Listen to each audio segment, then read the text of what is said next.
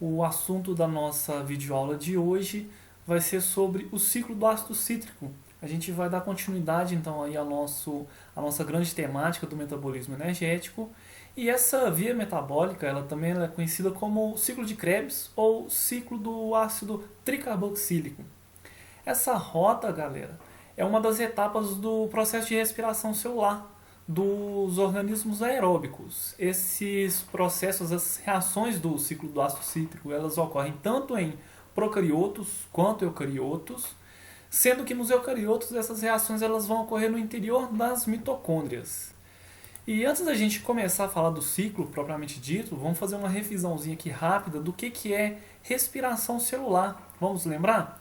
A respiração celular é o processo de oxidação de biomoléculas, moléculas energéticas que vão fornecer energia para um determinado organismo, ok? Esse processo, então, ele é dividido em 3 estágios. No primeiro estágio, a gente até viu nas aulas passadas, o metabolismo de carboidratos, onde a gente estuda a rota da via glicolítica, a glicólise, onde a glicose é transformada em piruvato, ok? Esse é uma das vias metabólicas do primeiro estágio da respiração celular que visa a produção de moléculas de acetil-CoA.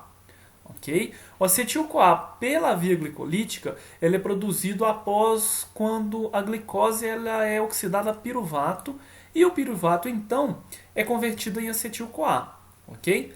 Além da glicose, vários aminoácidos eles também produzem piruvato. Aqui não tem uma setinha indicando, mas a gente tem aminoácidos que dão origem ao piruvato.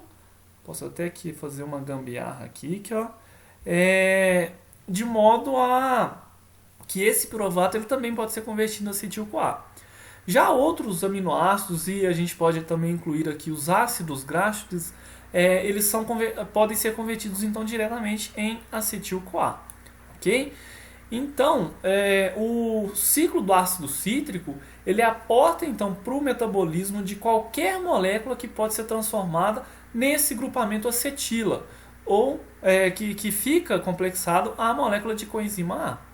Okay? Então pode ser aí tanto glicose, carboidratos de maneira geral, ácidos graxos provenientes aí das gorduras, aminoácidos provenientes aí das proteínas, todos esses componentes aqui então, eles ao serem oxidados, eles vão dar origem então a um componente comum, que é o acetil-CoA, que é a porta de entrada então para o ciclo do ácido cítrico, ou ciclo de Krebs, que a gente vai dar mais ênfase na nossa aula de hoje. Okay? Esse ciclo é onde acontece a oxidação completa das moléculas energéticas que deram origem ao acetil-CoA. Então é nesse estágio aqui, nesse estágio 2, que a oxidação completa ocorre com a liberação então de CO2. O CO2 aqui liberado, então ele é exalado na respiração. Ok? Essa oxidação aqui ela acontece concomitantemente com a produção de coenzimas reduzidas. Ou seja, se eu tenho oxidação, alguém tem que receber os elétrons. Esses elétrons aqui, então, provenientes da oxidação da acetil-CoA, eles são transportados pelas coenzimas NADH e FADH2. A gente também vai ver um pouquinho com mais detalhe daqui a pouco.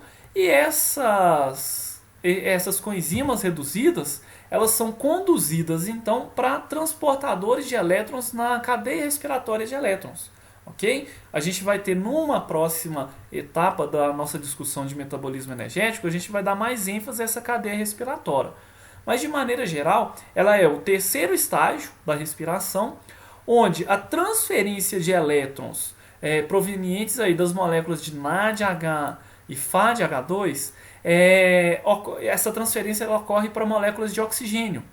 E esse oxigênio, então, ele vai dar origem então, à água. Okay? Essa transferência de elétrons aqui ela é altamente exergônica, ela libera muita energia que vai conduzir então à fosforilação de moléculas de ADP, formando então grandes quantidades de ADP. Okay? Então, nesse processo então, de respiração celular, no primeiro, a gente tem aí, então, a geração de acetil-CoA. Esse acetil-CoA então, ele vai ser direcionado para o ciclo de Krebs, que vai gerar então aí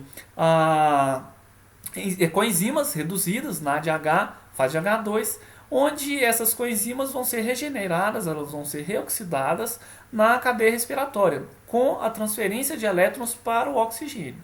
Okay? Essa transferência gera-se água e gera a energia necessária para a síntese de ATP. Okay? Pois bem, o ciclo do ácido cítrico ele é uma via metabólica central.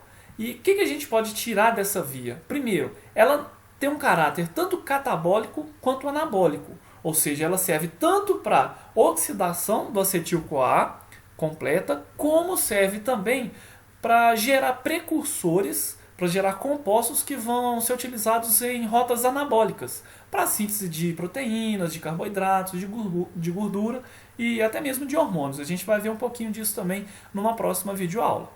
É interessante a gente ressaltar que o ciclo do ácido cítrico ele acontece em condições aeróbicas.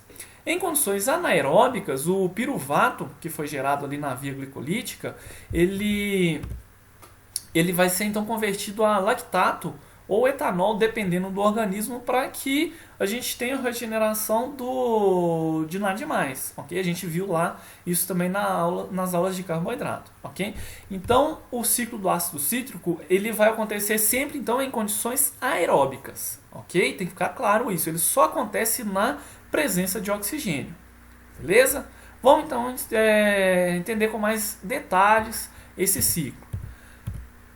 Primeiro, em condições aeróbicas, o piruvato, então, no citosol de procariotos ou transportado para dentro das mitocôndrias nos eucariotos, ele vai sofrer uma reação de descarboxilação oxidativa.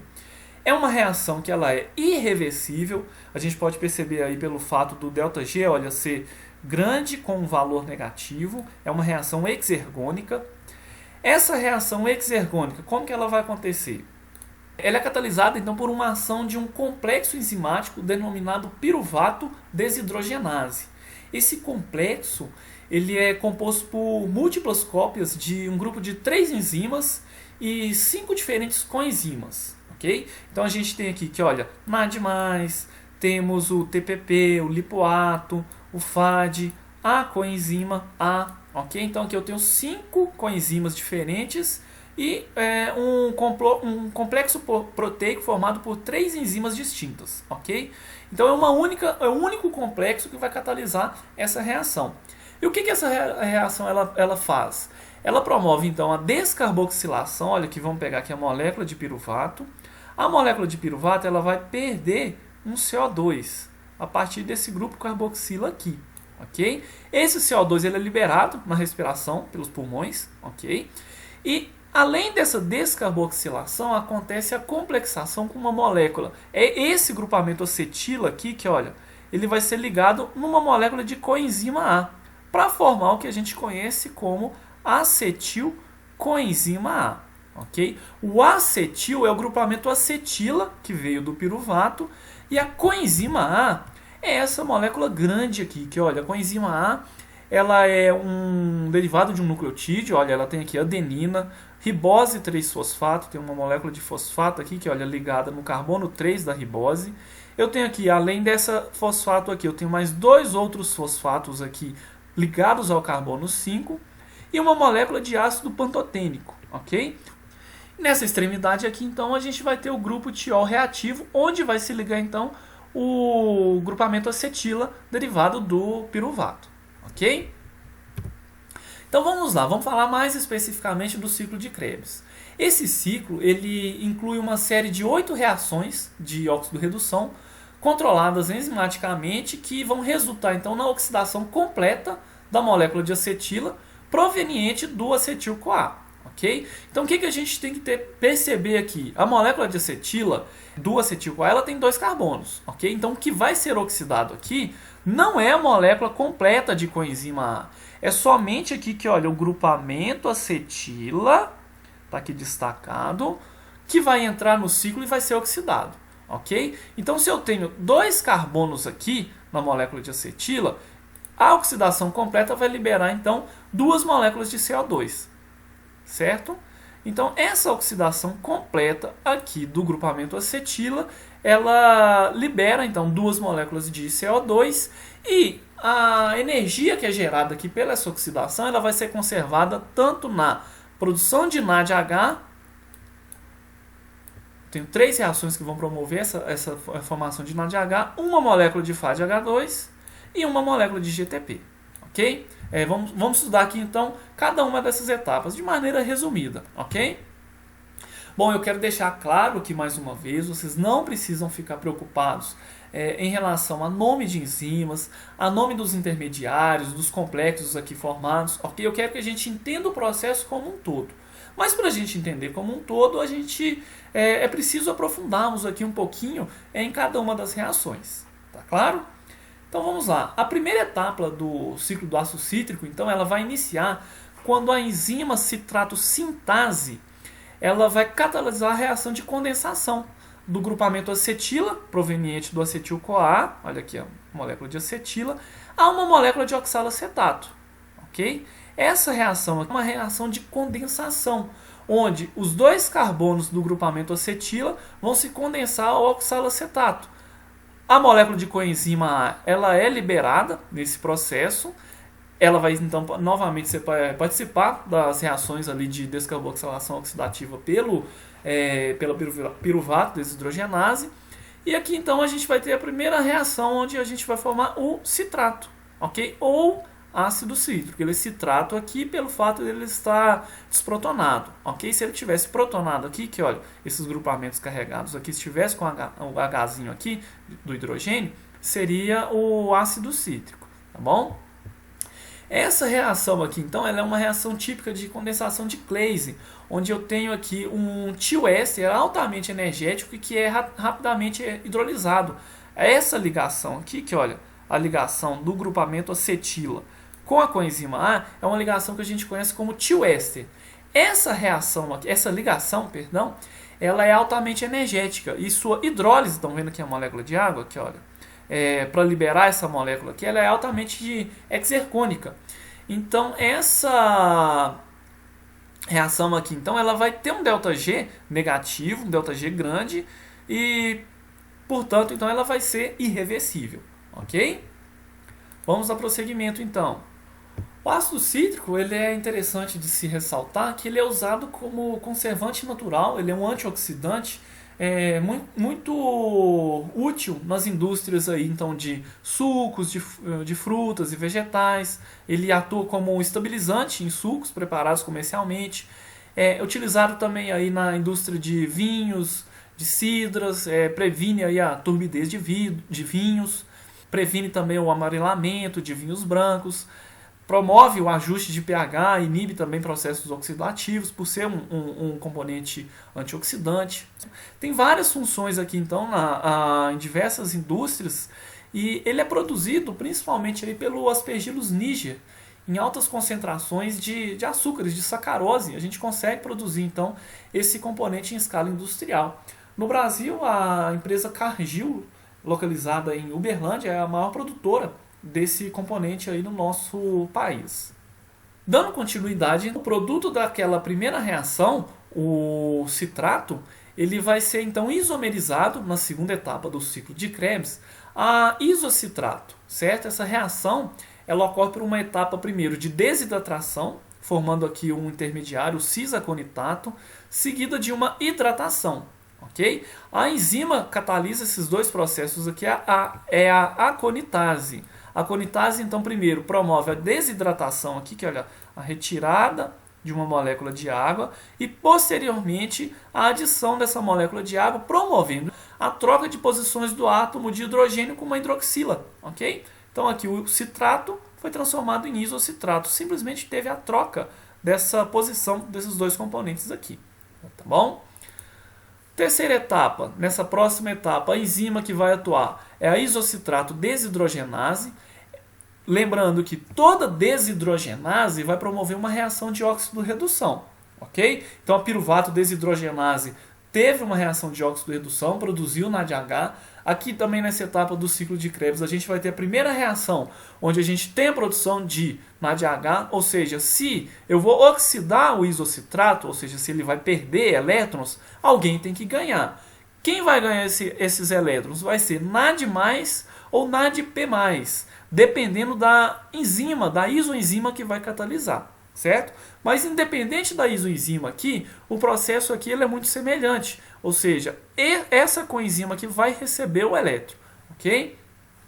Essa enzima aqui ela vai catalisar então o processo em algumas etapas, sendo que na primeira o isocitrato ele é oxidado pela transferência do hidreto ao primeiro carreador de elétrons de alto potencial no ciclo. O primeiro carreador de elétrons, aí, o NADH ou NADPH. O manganês que está presente ali no sítio ativo da enzima, olha ele aqui presente aqui, que olha, ele vai interagir com o grupamento carboxilato presente no oxalacetato intermediário aqui para estabilizar a reação.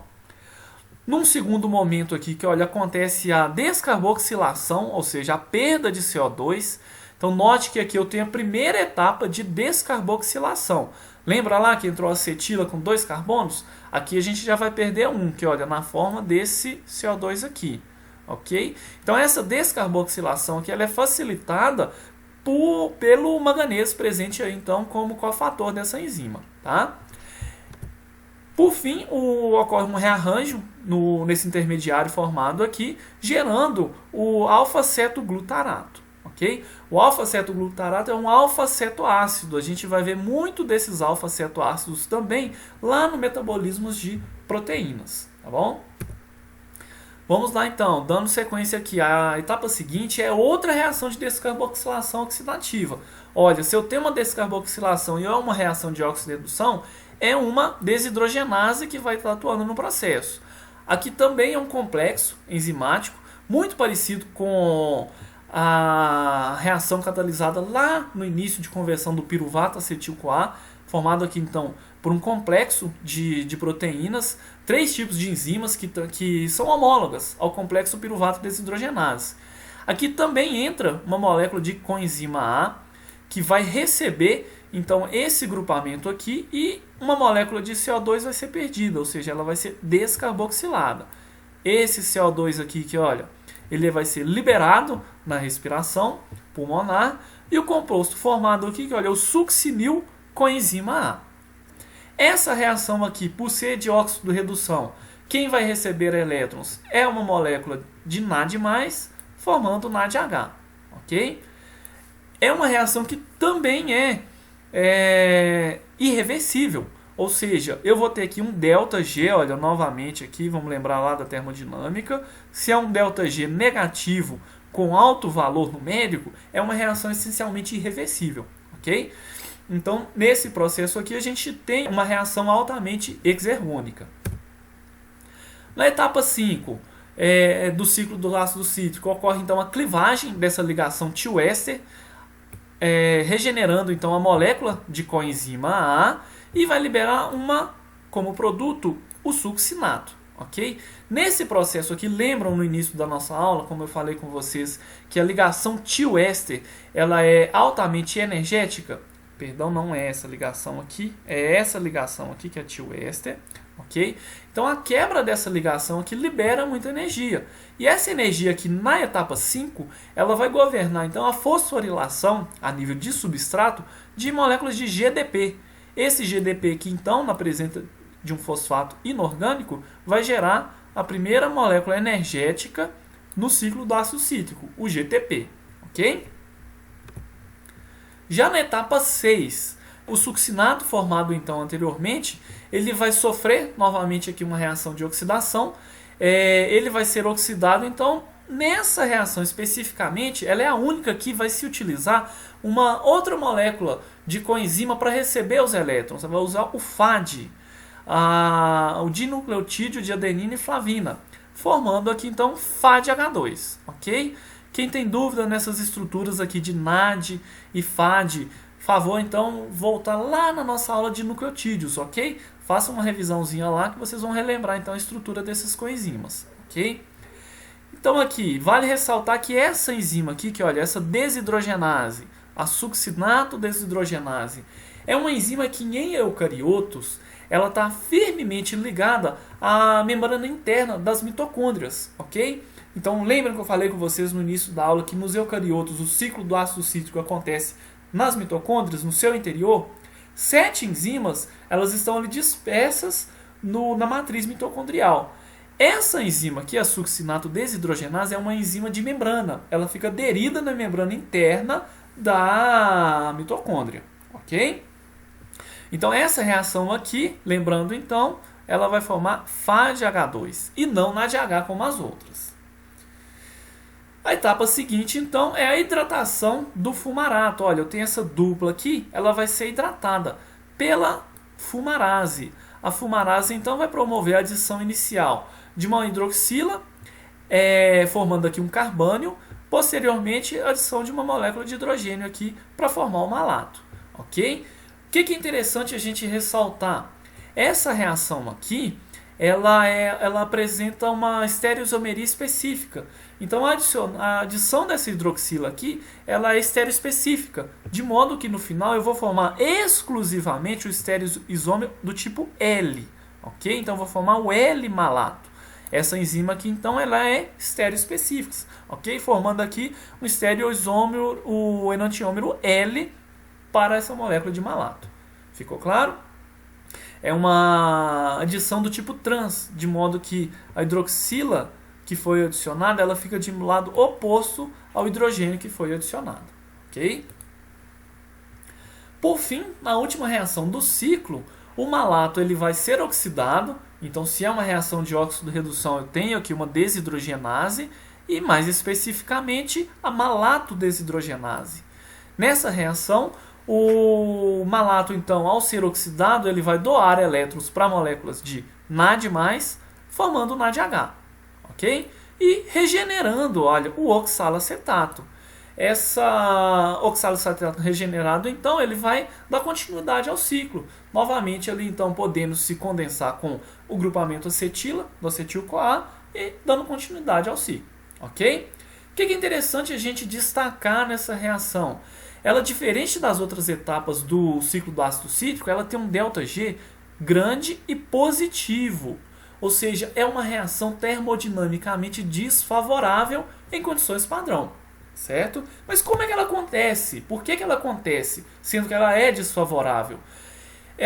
Essa oxidação ela é impulsionada, então, a oxidação do malato, então, ela é impulsionada pelo consumo da molécula de oxalacetato no ciclo do ácido cítrico, certo? De modo que sempre esse oxalacetato aqui ele é consumido e se há o consumo do produto, a reação então ela vai ser deslocada na formação desse produto, ok? Então, mesmo ela sendo desfavorável em condições padrões, o consumo do oxalacetato constante nesse ciclo do ácido cítrico vai permitir que essa reação aconteça, ok?